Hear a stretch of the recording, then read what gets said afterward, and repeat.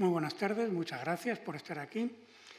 Tengo que hacerles una advertencia primero. Lo primero de todo habría que, eso sí, agradecerle a Raúl Prieto, que es el concertista y el protagonista de esta tarde, pues que gentilmente ha accedido a mi solicitud a poner unos ejemplos. Entonces está aquí porque, bueno, algunas de las cosas que les pienso decir, pienso ilustrarlas, muy poquito, ¿no?, con algunos ejemplos musicales que nos va a hacer él en directo. Claro, me parece un lujazo considerable, porque es lo que tendría que estar claro.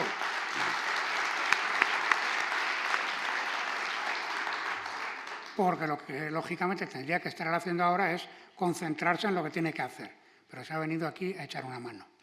La segunda cosa, ya de tipo personal, que es que llevo bastantes días con una bronquitis considerable y yo les pido perdón si en algún momento me da por toser. Yo voy a procurar que no sea así, pero claro, como comprenderán, pues no está absolutamente en mi mano el poderlo controlar. Pero bueno, haremos lo que podamos. Yo les pido anticipadamente que tengan un poquito de paciencia y excusas, ¿no? Entonces, tenemos hoy que hablar, pues eso, de la alegría en música, o de la alegría en la música, o de la música de la alegría, como ustedes le quieran llamar.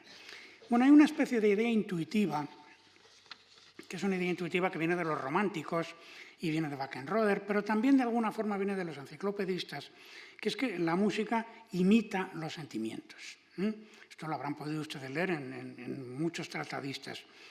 De hecho, ahí late una idea de la música como mímesis, que la música puede representar algo, ¿no? Esto es una falacia, naturalmente. La música no representa nada, la música es música, simplemente. Pero el caso es que hay ciertos elementos que por su reiteración, pues a lo largo de los siglos, pues digamos que provocan en nosotros ciertas sensaciones que tendemos a considerar casi como codificadas.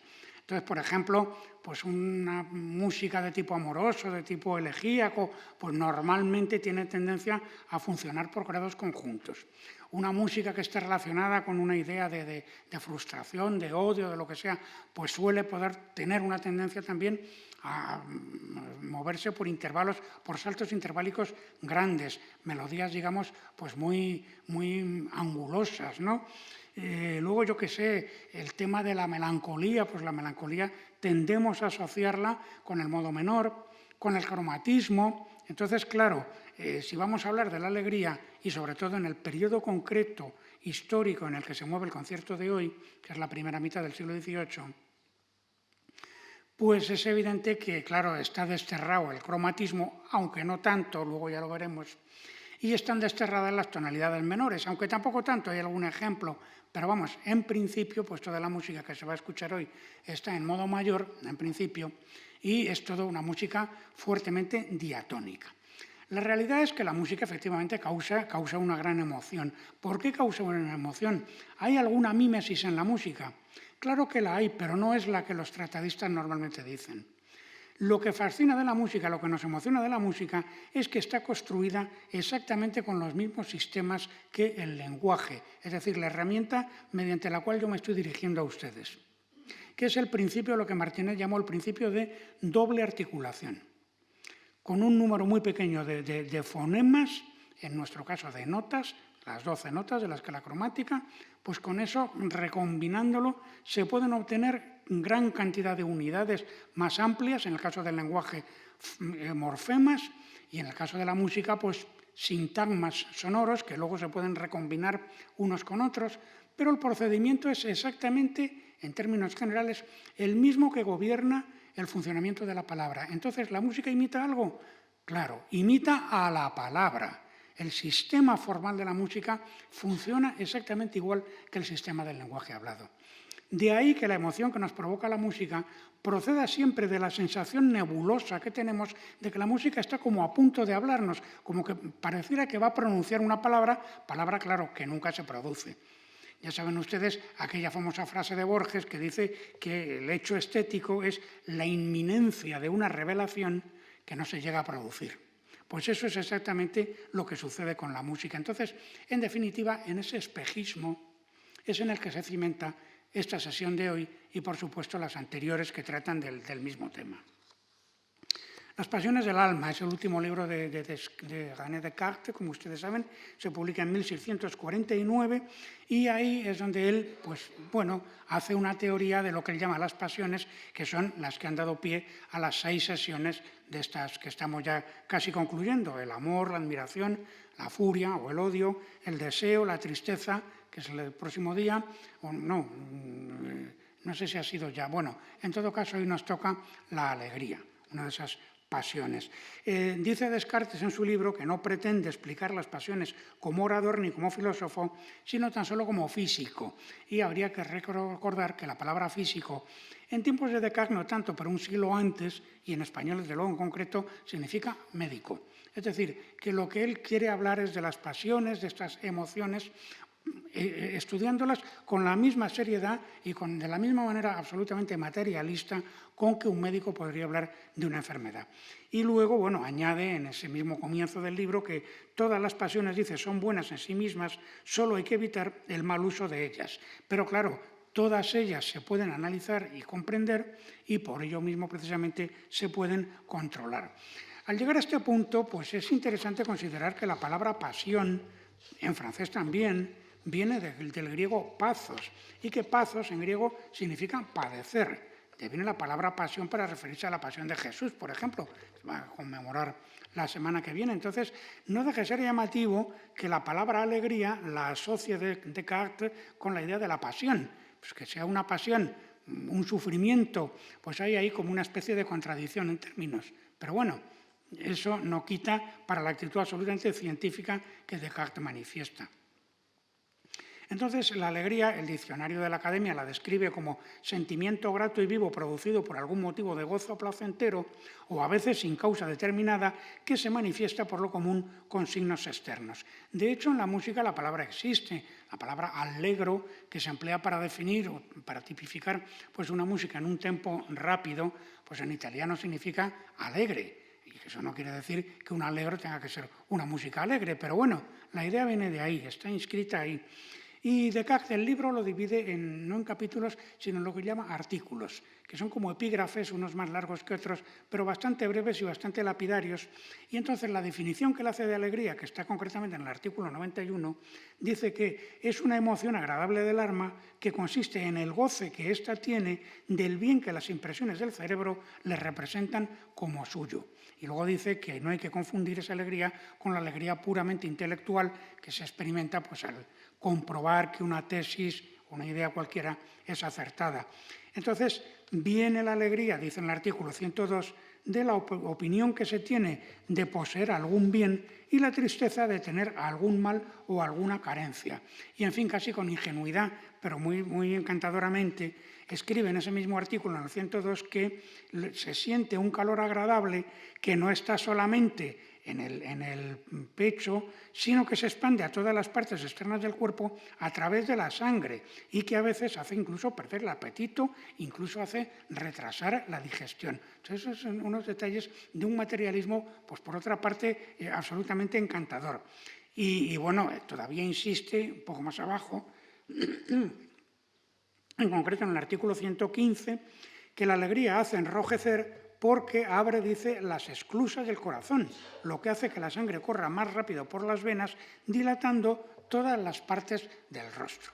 En fin, ni la alegría ni el deseo, dice ya en el capítulo, en el artículo 141, pueden ser malas porque proceden de un conocimiento verdadero.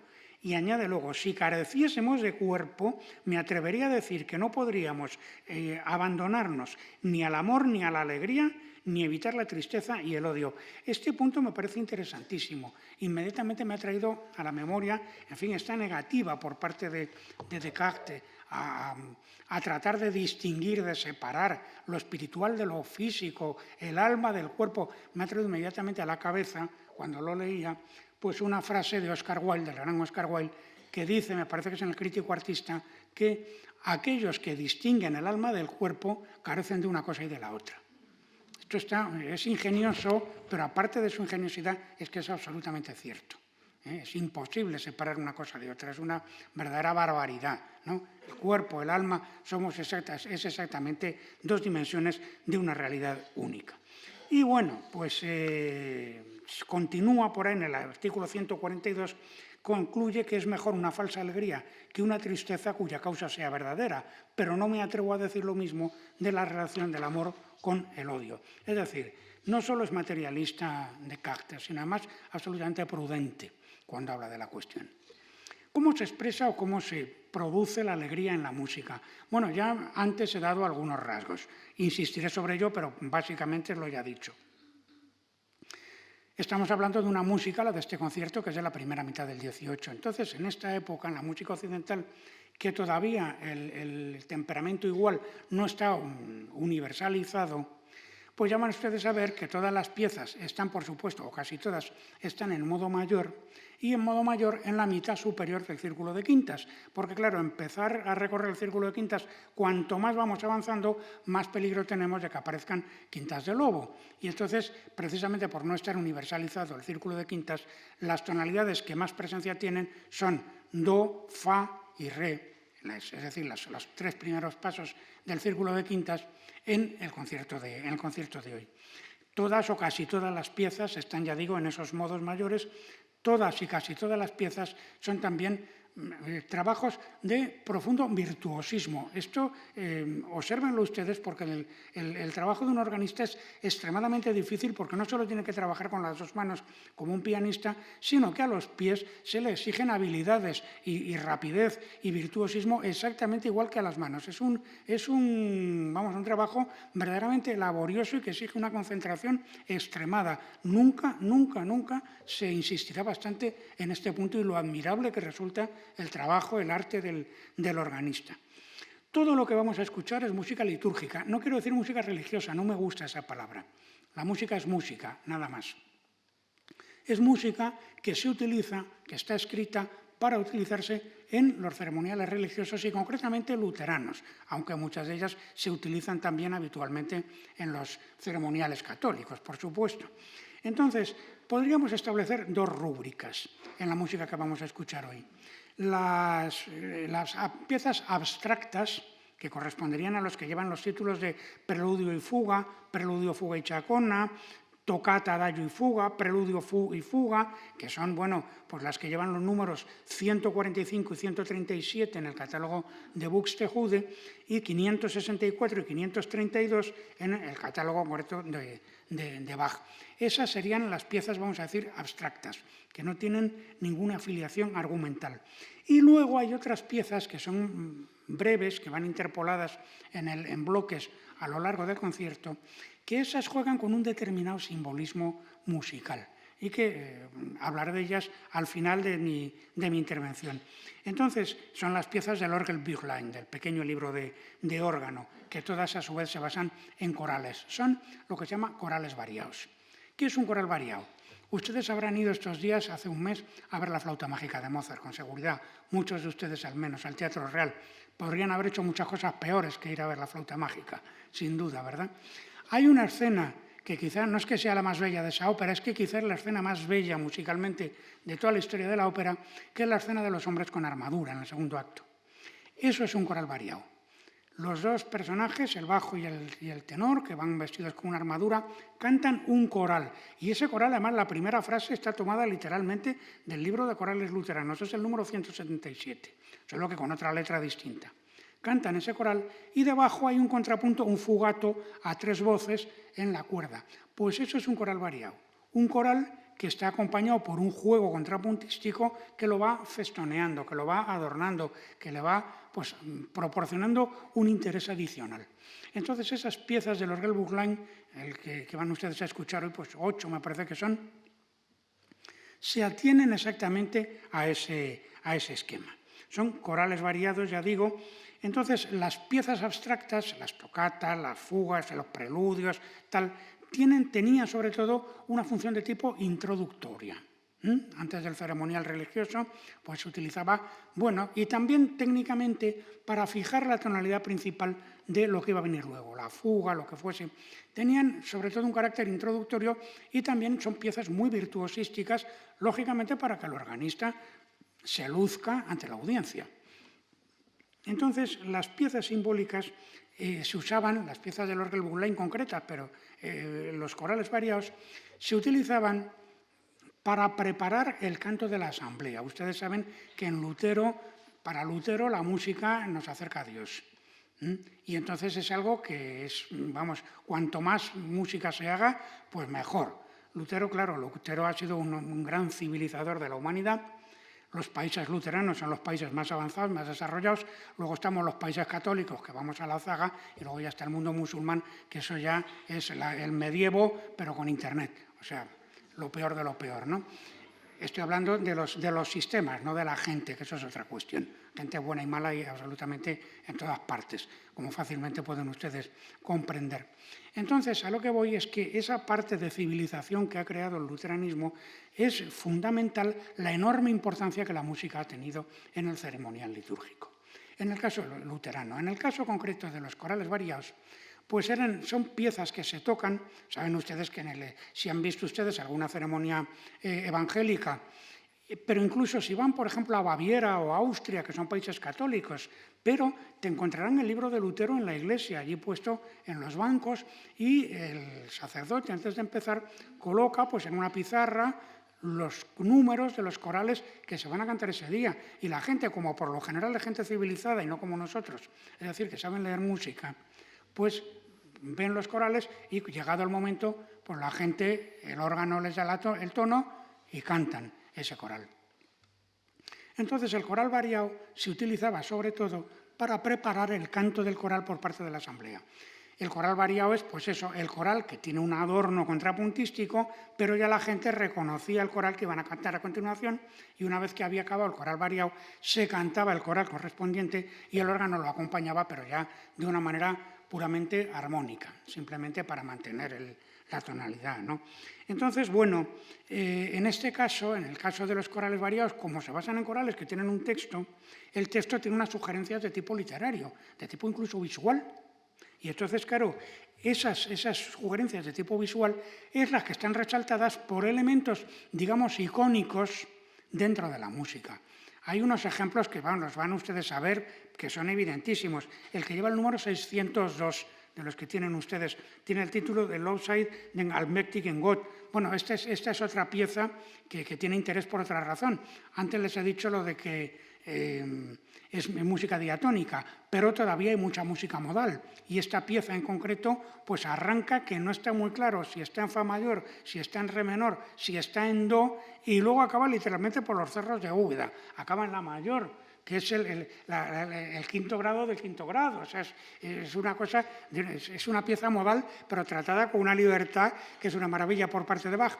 Pero hablando de este tema de la iconografía musical, tienen ustedes dos ejemplos, que son el BWV 606 y el BWV 607, que llevan por título, uno es el 606, es Von Himmel hoch, da kam ich hier, o sea, de lo alto de los cielos vengo aquí, y el otro es el siguiente, que es Von Himmel kam ein Engelschar, o sea, de los ángeles, de los cielos, pues vino un ejército o un grupo de ángeles. Entonces, claro, como en ambos casos se habla del descenso, bien del Paráclito, bien de los ángeles, que vienen en el segundo caso que les he dicho, es concretamente la anunciación a los pastores. Pues claro, el coral está festoneado por todas partes de escalas ascendentes y descendentes. Es una locura de escalas, se le da una alegría, tiene una vitalidad, a riesgo de oscurecer un poco el coral, claro, que esa es otra. Pero hay un elemento ahí icónico que son esas escalas, ascender y descender, que es naturalmente pues, una manera de sugerir el movimiento de los ángeles, el movimiento del Paráclito que bajan del cielo a ver a los hombres, ¿no? Es una cosa, en fin, de una grandísima belleza y al mismo tiempo dentro de su ingenuidad, pues profundamente conmovedora también. Entonces, en los dos autores que tenemos hoy, que son Buxtehude y Bach, Bach es sobradamente conocido de todos. Pero Buxtehude no tanto. Entonces, un par de datos de tipo biográfico no nos vendrían mal. Se llamaba Diederik Buxtehude, perdón.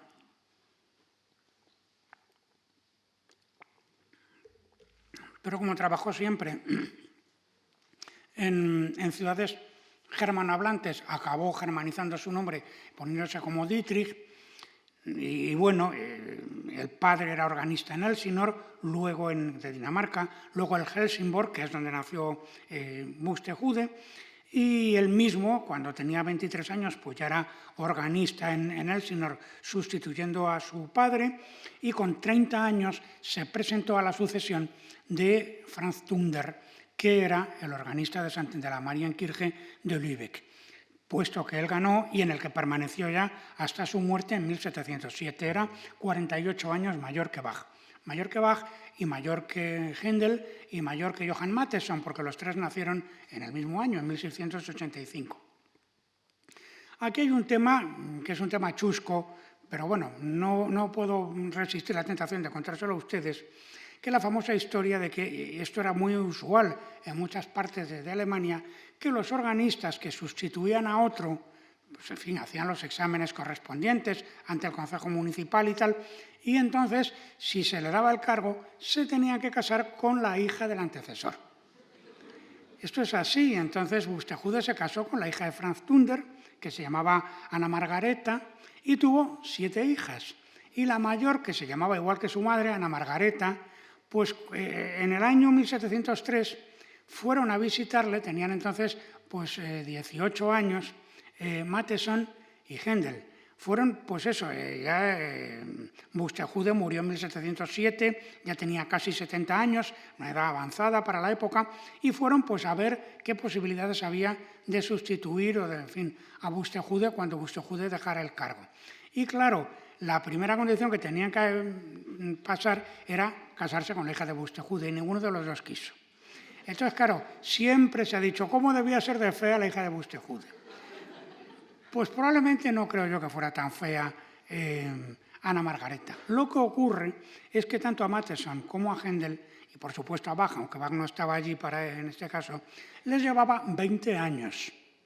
Y claro, pues en aquella época un chico de 15 se casa con una mujer de 35, pues claro, es un disparate. Es una cosa, sobre todo en esta época, esas diferencias de edad eran monumentales. Y probablemente esto es lo que les hizo abandonar la propuesta. Lo de la fealdad o la belleza en ninguna parte se lo encuentran, ha dado pie a opiniones chuscas, pero yo creo que en principio tenemos que entenderlas como injustificadas. El problema yo creo que es otro. Al final se acabó casando con Johann Christian Schiefenhaldecker, que en 1707, al cual le llevaba solamente 4 años, que claro, ya no es lo mismo. En fin. En todo caso, Buxtehude hizo música en todos los géneros de la música de la época, menos la ópera, pero no por nada, sino porque es que no había teatro de ópera en Lübeck, no se abrió hasta 1688. Pero trabajó, hizo cantatas, hizo música de cámara, hizo sonatas bellísimas, mucha música de órgano. La música vocal suya es preciosa. Desarrolló mucho, introdujo mucha más música de la que se usaba normalmente en el ceremonial religioso. Incluso, no solo esto, sino que desarrolló mucho una cosa que ya existía de antes, que la había desarrollado también su predecesor Franz Tunder, pero que ya venía de antes, que eran las Abendmusik, que eran unos conciertos que se hacían en la iglesia los domingos por la tarde y que la finalidad que tenían no eran conciertos de naturaleza sacra, aunque se interpretaba también música de tipo litúrgica. Se hacían cantatas, por ejemplo, que se hacían en el servicio religioso. Se hacían también, él introdujo la costumbre de utilizar oratorios. Oratorios en 2, en 3, en 4 actos, hasta en 5 llegaba a haber un oratorio. Cada domingo se hacía un acto, que era también una manera de asegurarse un público. Porque claro, para las entradas, pues las mejores se vendían y las de atrás, las que no se veía bien y tal, esas eran gratuitas. Entonces, estos conciertos se hacían para las reuniones de los comerciantes que venían a Lübeck precisamente el día antes de la apertura del mercado, que se abría a las 12 de la mañana del día siguiente. Y entonces estos conciertos eran un atractivo, pues aparte de para sacar un dinero, pues también para darle, digamos, mayor auge, mayor fama a la ciudad y para contar pues con un público de comerciantes que, claro, como entonces eran las cosas, no como ahora, la gente por lo general tocaba instrumentos en su casa, eran, en fin, si no voy a decir que profesionales, pero todo el mundo sabía leer y sabía hacer música y era normal en las casas pues tocar música, cantar, etcétera. Esto viene incluso de mucho antes, y entonces, bueno, las Abendmusik en la época de Buxtehude tomaron muchísimo énfasis, era un elemento de atractivo, podríamos decir que turístico, muy importante en la ciudad de Lübeck en la época de Buxtehude. Entonces, luego, bueno, entre sus discípulos estuvo Nikolaus Bruns, estuvo nada menos que Pachelbel, que le dedicó un libro bellísimo de variaciones que es el Hexacordum Apollinis, pero sobre este tema de las pasiones, estamos hablando de la alegría, pues miren, yo creo que aquí habría que hablar del deseo también, no el deseo amoroso, no el deseo sexual, el deseo en el sentido que los alemanes emplean la palabra Sehnsucht, es decir, ansia, deseo ansioso de algo. Y lo digo por lo siguiente, y este es el nexo, la relación personal que hubo entre Buxtehude y Bach. Bach en esta época estaba trabajando de organista en Arnstadt. Y entonces le llegaban referencias de lo grandísimo músico que era Buxtehude. Y entonces pidió un mes de baja en el servicio suyo, en la Marienkirche, y se lo concedieron, y se fue a pie a ver a Buxtehude a Lübeck, que hay 350 kilómetros. Desde Arnstadt, que está en Tübingen, que bueno, está al lado de Hessen, o sea, es la Alemania central, y Lübeck está, como ustedes saben, casi frontera con Dinamarca, o sea, es Schleswig-Holstein, ¿no? Está completamente en el norte. Pues hizo ese recorrido Bach a pie. Y naturalmente, en vez de estar 4 semanas, que es lo que había pedido permiso, estuvo 16. Sin encomendarse ni al diablo, lo cual, claro, le valió una reprimenda importante cuando volvió a Arnstadt, y hay que decir que, por otra parte, pues absolutamente con razón, ¿no? Porque, claro, a fin de cuentas, él era un empleado municipal, como no, y en el Consejo Municipal pues estaban autoridades de tipo civil y autoridades de tipo religioso, entonces, claro, él era un empleado público, ¿sí? Y entonces, bueno, pues tenía unas obligaciones. El caso es que las piezas esas abstractas, y ahora vamos a ver algunos de los ejemplos, pues están desarrolladas en algo que un eminente intelectual del siglo XVII, Athanasius Kircher, en un libro suyo sobre música, Athanasius Kircher era un jesuita, un hombre increíble, porque trabajó en todo, desde los jeroglíficos egipcios hasta las medidas y las dimensiones de los volcanes. Se fue al cráter del Vesubio a medirlo. Entonces, es un personaje verdaderamente fascinante. Y tiene uno de los libros de música, se llama La Musurgia Universalis, que está publicado en 1650, y ahí es de donde habla de las tocatas de Frescobaldi, por ejemplo, y emplea un término que ha hecho fortuna y que es magnífico para describir el tipo de música de las tocatas, de los preludios, de las fantasías. Él le llamaba stilus fantasticus, estilo fantástico, que entendía él que, aparte de ser un estilo virtuosístico, era el método, dice, más libre y al margen de toda regla. Este tema, esto de al margen de toda regla, pónganlo ustedes entre paréntesis, que enseguida vamos a ver un ejemplo pertinente sobre el particular. Por su parte, Mattheson, al que me he referido antes y que fue uno de los grandes tratadistas de su época y, en cierto modo, el inventor de la crítica musical también, pues en un libro suyo que se llama Der vollkommene Kapellmeister, o sea, el Kapellmeister perfecto que tiene de todo, pues ahí describe este stilus fantásticos, libros posteriores, 1739, lo describe como un estilo teatral, refiriéndose a que este tipo de piezas, las tocatas, los preludios, están hechas en yuxtaposición de secciones que aparentemente podrían parecer inconexas y que esas secciones tienen que ser pues, muy contrastantes. Eso, el stilus fantasticus, un estilo dramático, vivaz, contrastado, teatral, en definitiva. Entonces, a ese estilo pertenecen pues, todas estas obras de esta época y, por supuesto, el gran creador de todo eso, que fue Frescobaldi, naturalmente, y luego Froberger, que fueron los dos grandes inspiradores de Bach.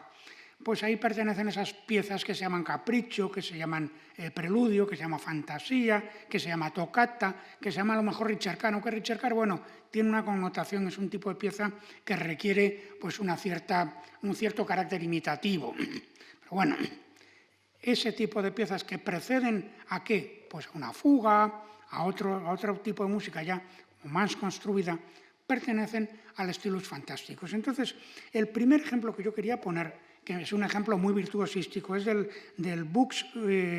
Werke-Verzeichnis 137, ¿verdad? El preludio, fuga y chacona en do mayor. Y entonces yo le pediría aquí a Raúl Prieto que empezara cómo empieza ese preludio, para que vean ustedes la idea virtuosística y original del comienzo.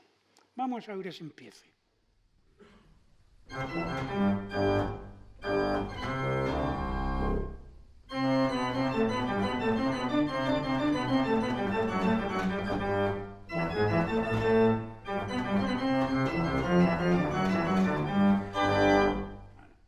Muchas gracias. Bueno, entonces, como ven ustedes, es un solo de pedal, y además un solo de pedal que es difícil, que está muy articulado y tienes que ser rápido, dinámico, ¿no? Entonces, ahí hay una célula, que es esa célula que hace do, si, do, la, dos si, do, la, si, sol. Eso, que está en el segundo compás.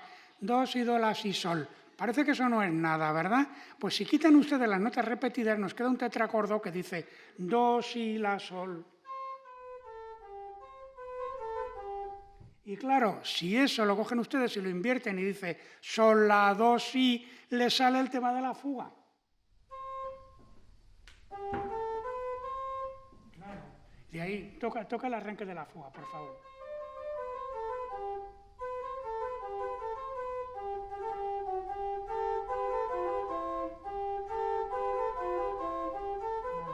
Entonces, claro, está basada en esa figura que había sucedido ahí, como que eso no tenía importancia, y resulta que luego la música posterior va a desarrollar y se va a nutrir de ese fragmentito. O sea, lo del Stylus Fantasticus, pues hay que mirarlo como más despacio. Pero es que luego la obra va todavía más lejos, porque después de la fuga acaba con una chacona. Ustedes saben lo que es una chacona. Una chacona es un conjunto de variaciones que se hacen sobre un bajo, que ese bajo no se mueve, es un bajo inmóvil que siempre es igual. Entonces, esta chacona, el bajo puede tener 4 compases, 8, en este caso tiene 6, tiene 3. Entonces, esa chacona, miren ustedes cómo hace el bajo de la chacona.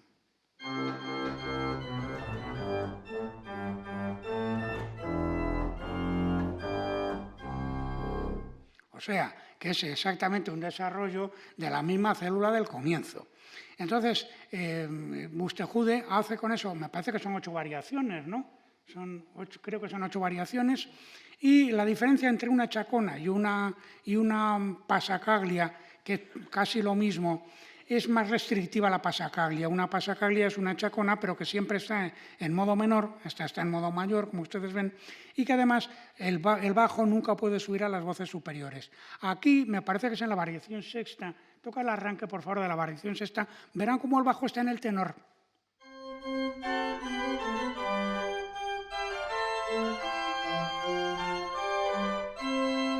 Claro.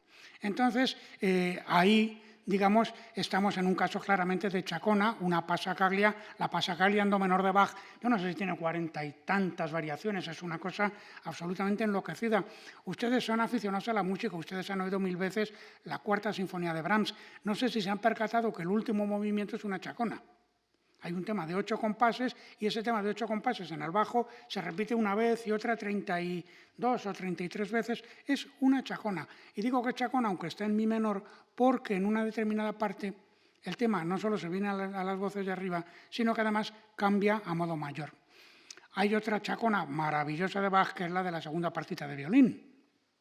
Esa chacona pues está hecha exactamente con el mismo procedimiento, y está siempre en modo menor y es como muy dramática, pero de repente a la altura del compás 170 por ahí, pues de repente pasa a modo mayor y es un instante que bueno, nos deja sobrecogidos de la belleza que eso tiene, ¿no? Y bueno, pues esa es otra chacona famosísima, ¿no?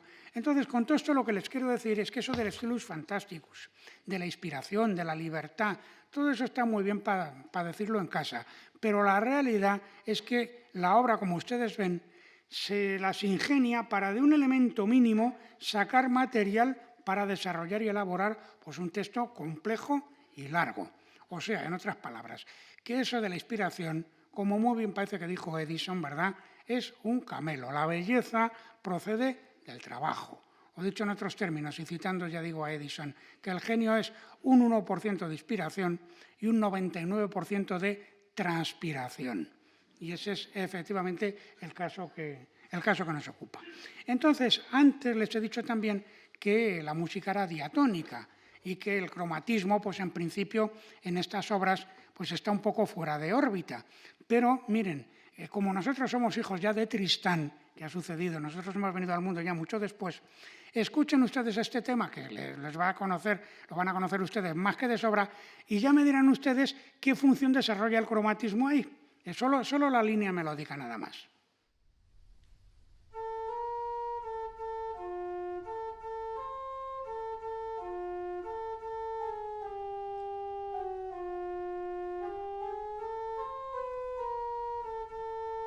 Es el segundo tema del primer movimiento de la Sinfonía de César Franck. Todos ustedes lo han conocido. Claro, ahí hay dos largos segmentos que son absolutamente cromáticos y nosotros los escuchamos y no solo no nos producen, al principio he dicho, el cromatismo está más relacionado con la tristeza y demás, pero eso era antiguamente. Hoy esto casi lo que nos sugiere, yo me atrevería a decir que es más bien el jazz. El jazz es una música que tiene un aire casi jazzístico, ¿no? Y bueno, con todo, en las piezas que van ustedes a escuchar hoy hay alguna presencia del cromatismo sumamente significativa, También, en alguna parte del discurso, el BWV 564, por ejemplo, pues Descartes dice en el libro suyo que la risa se produce porque el corazón bombea más sangre de la que las venas pueden asumir y entonces se produce la risa porque es como una especie de torbellino, como el golpe de ariete, como un borbotón. Pues ustedes me dirán en el BWV 564 cómo arranca, no digo que sea una carcajada y que Bach estuviera pensando en tal cosa, no digo tal cosa, pero hay algo que recuerda la idea de la carcajada en música. Escuchen cómo empieza.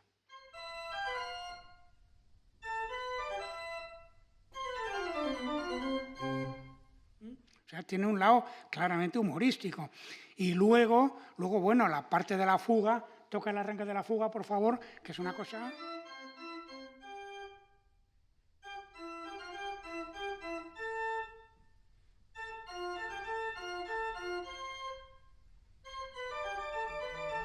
Ya agarra ya la semicorchea y ya tira para adelante. Pero claro, también está como interrumpido.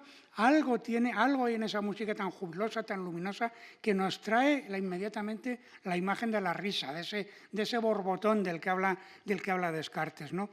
Es fama en esta pieza de Bach, no le voy a decir que lo toque porque vamos ya muy mal de tiempo, pero en esa pieza de Bach hay un momento en que hay un recitativo de pedal de 17 compases o 19 compases, que es también, pero un rato de difícil, un rato virtuosístico. Y es fama, hay una anécdota famosa que la cuenta alguien que la estaba viendo, que se apellida Weilermann, que en 1714 vieron a Bach en la corte de Hessen-Kassel pues tocando esta obra y que decía él que los pies suyos, los pies de Bach, que parecía que volaban, que parecía que tenían alas. Y de hecho, bueno, la anécdota famosa es que el príncipe de Hesse-Kassel, según parece, se arrancó una piedra preciosa de una sortija que llevaba y se la regaló a Bach de la admiración que la situación aquella le había producido. Entonces, aquí es donde en esta pieza hay un segmento que es el que está marcado como grave, que claro, siendo como es una pieza luminosísima y demás, pues yo les voy a decir simplemente que escuchen esto que está entre medias de la obra, está al final del preludio, digamos, ¿no? Y hagan ustedes el favor, vamos, yo es que luego podríamos hacer una colecta, ¿verdad?, o un referéndum, a ver si alguien es capaz de decirme en qué tonalidad está.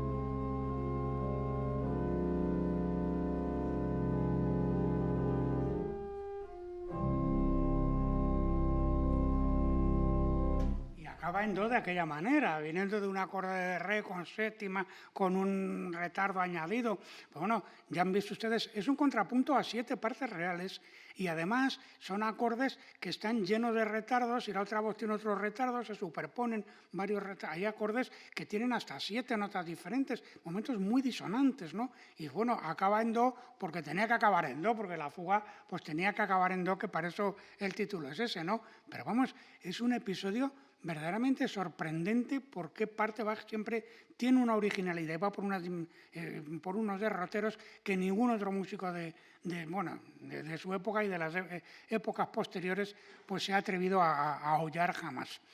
El caso es que ya para concluir las piezas del Orgelbüchlein, este librito que como Bach dice es para el organista debutante, ¿verdad?, o principiante, dice para que se inicien todas las formas de tratar un coral y del estudio del pedal que es obligado en todas las piezas. Son piezas bastante virtuosísticas, bastante difíciles.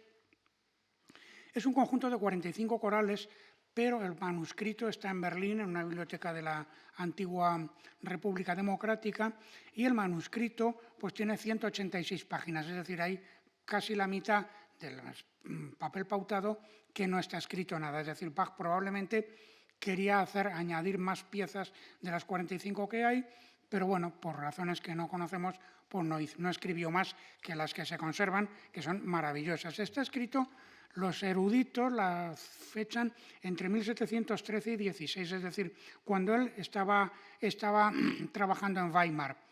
Se ha dicho alguna vez que si la compuso, empezó a componerlo el mes aquel famoso que estuvo en la cárcel porque se peló con el príncipe, porque no le querían dar rescindirle el contrato.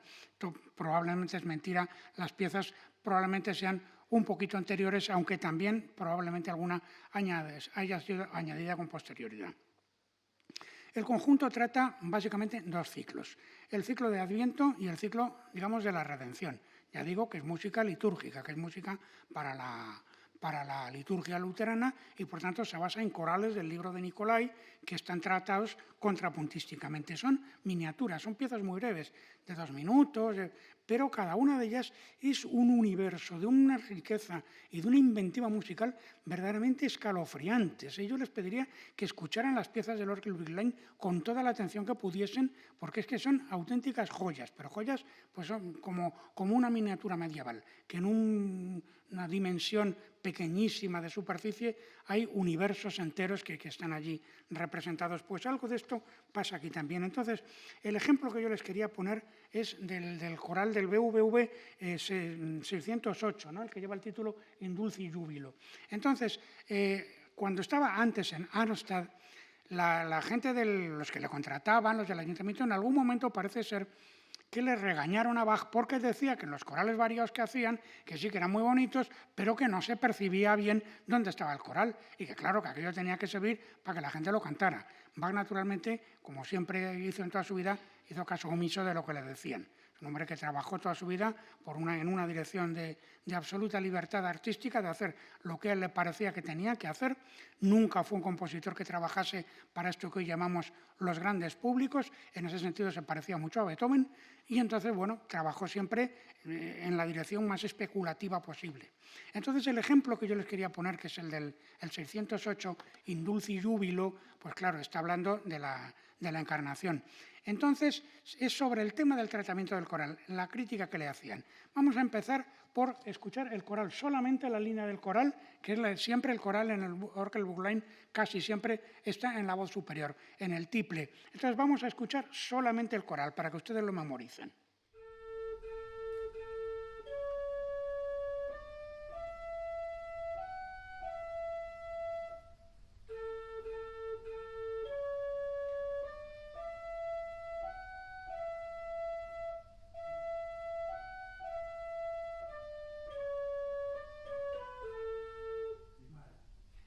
Ya tienen ustedes el coral en la cabeza. Bueno, pues Bach no se contenta con poner el coral en el tiple, sino que le añade un canon, el mismo coral en canon a una octava de distancia en el bajo, con lo cual ya la percepción del coral es menos clara. Vamos a oír ahora entonces la primera y la cuarta voz a la vez.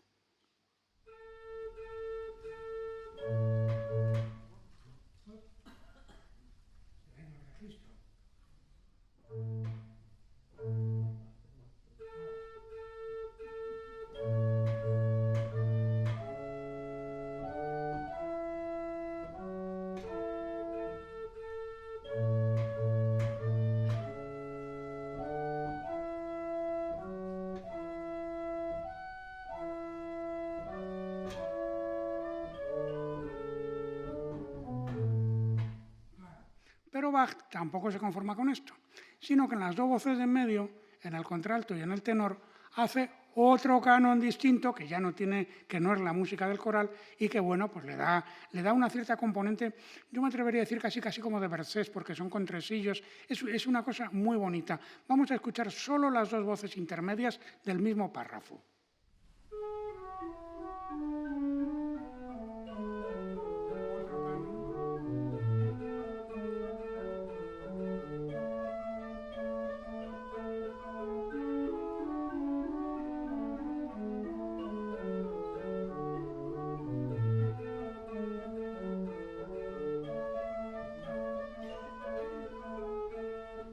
Bonito, es verdad. Claro, se nos va casi la atención ahí. Entonces, claro, cuando escuchamos las cuatro voces juntas, vamos a escucharlo, vamos a ver si está tan claro dónde está el coral.